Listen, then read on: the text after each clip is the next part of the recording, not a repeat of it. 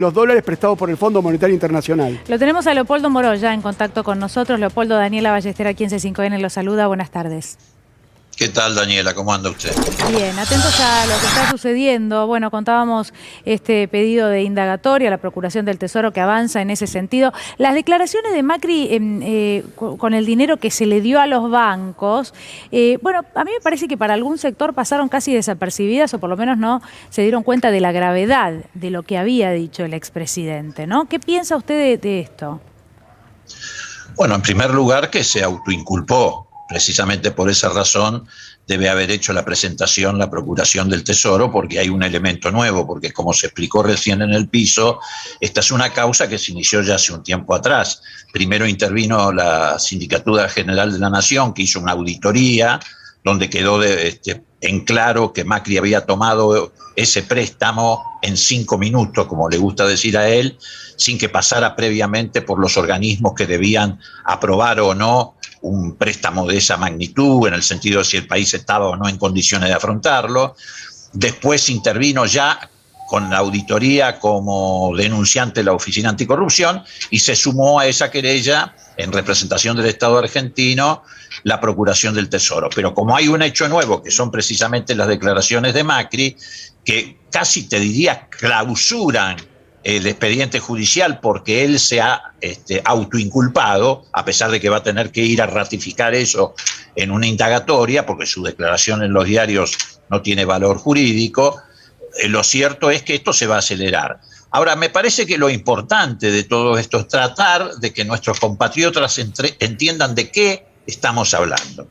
Es decir, cuando nosotros decimos no solamente que el endeudamiento en 100.000 millones de dólares, porque hay que sumar también el endeudamiento con el mercado de capitales, con los fondos privados de inversión, fue descomunal y fue un acto casi criminal.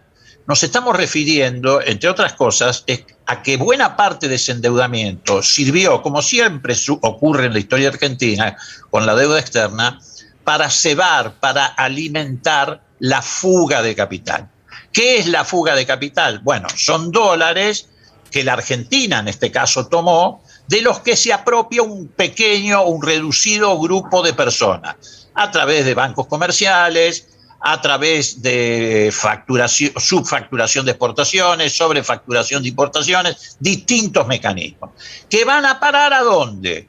A las cajas de seguridad de estas personas o generalmente a sociedades offshore en paraísos fiscales, pero se van de la Argentina o se van del circuito financiero y del circuito productivo.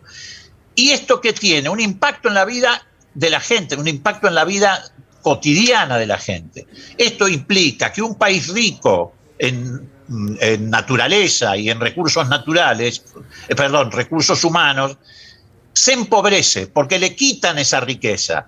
Entonces no hay buena educación pública, no hay buena seguridad pública, que es un tema que en estos días está en boga. No hay desarrollo de la infraestructura, no se construyen puertos, vías terrestres, ferrocarriles. Esa es la clave. Por eso hay que estar atento a lo que pasa con los informes del Banco Central. Los informes del Banco Central nos dicen que hay aproximadamente 300.000 millones de dólares en manos de argentinos que no están acá. La mayoría están en el exterior y, te reitero, otros estarán en caja de seguridad acá. También nos dice que los argentinos, este pequeño grupo, ¿no?, tiene el 10% del total de los dólares, billetes físicos que circulan en el mundo. Esto te puede parecer una cifra descomunal. Pero cuando te enterás, como hace 3 semanas atrás, que aparecen los Pandora Papers, después de que aparecieron primero los Panama Papers, y que 2.600 argentinos son beneficiarios finales de esas sociedades offshore, en paraísos fiscales, ubicados en el tercer lugar en el rating.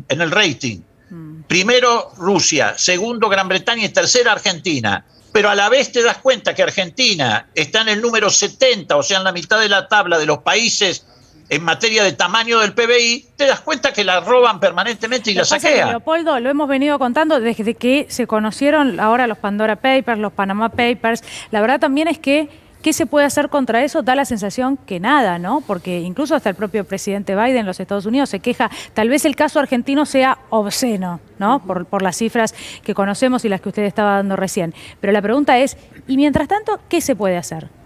Bueno, no se hacen cosas. Hubo gobiernos que hicieron cosas. Hubo gobiernos primero que no se endeudaron. El gobierno de Irigoyen no se endeudó. Sí. El gobierno de Juan Perón no se endeudó y no ingresó al Fondo Monetario.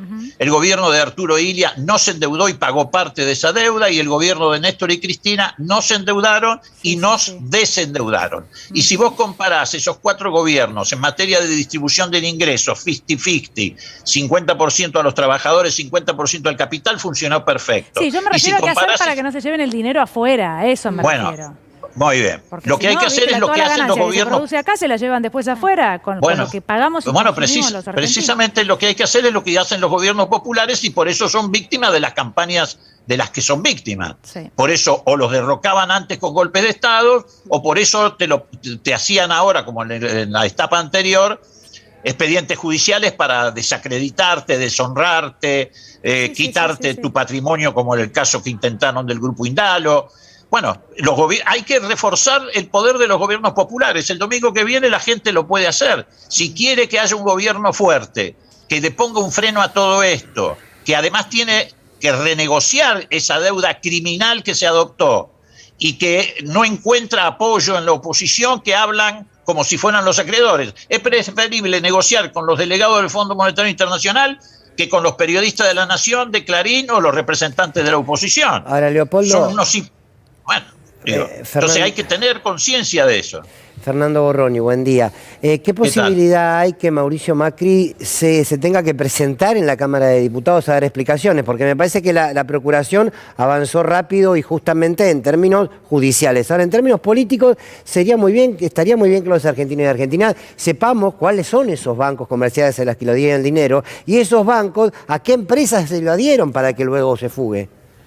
Sí, ¿y qué comisiones cobraron? ¿Y qué comisiones cobras? Claro, porque gratis. ¿Y a quién le pagaron las comisiones? Sí, ¿y por qué había que dárselo a esos bancos? Claro. ¿No? Bueno, precisamente, a ver, ¿cómo fue el circuito? Rápidamente, ustedes lo habrán explicado muchas veces. Apenas asume Macri, lo primero que dice, le vamos a pagar a los buitres para abrir la puerta otra vez al mercado de capitales. Sí. Efectivamente le pagó y demás, más de lo que los buitres solicitaban. Y efectivamente empezó a endeudarse de manera enloquecida, hasta el 2018, cuando el sector privado le dijo, no va más porque no me vas a pagar, está claro que no me vas a pagar.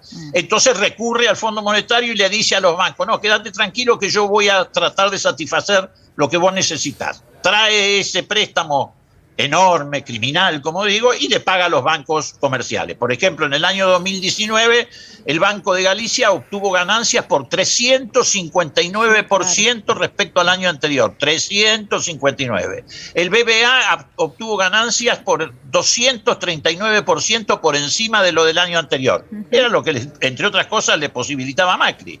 Entonces, digo, efectivamente, Macri no solamente tiene que ir a sede judicial, ahí va a tener que dar explicaciones y teóricamente no va a poder mentir, cosa que en el caso de Macri va a ser difícil, pero teóricamente no puede hacerlo, y va a tener que venir al Congreso. La semana que viene se reúne la Comisión Bicameral de Seguimiento de la Deuda Externa y yo presumo, no la integro, creo que la preside el senador Mayans, que entre otras cosas se va a disponer que Macri venga al Congreso a explicar sus dichos y a poner negro sobre blanco el nombre de los bancos y qué destino tuvo.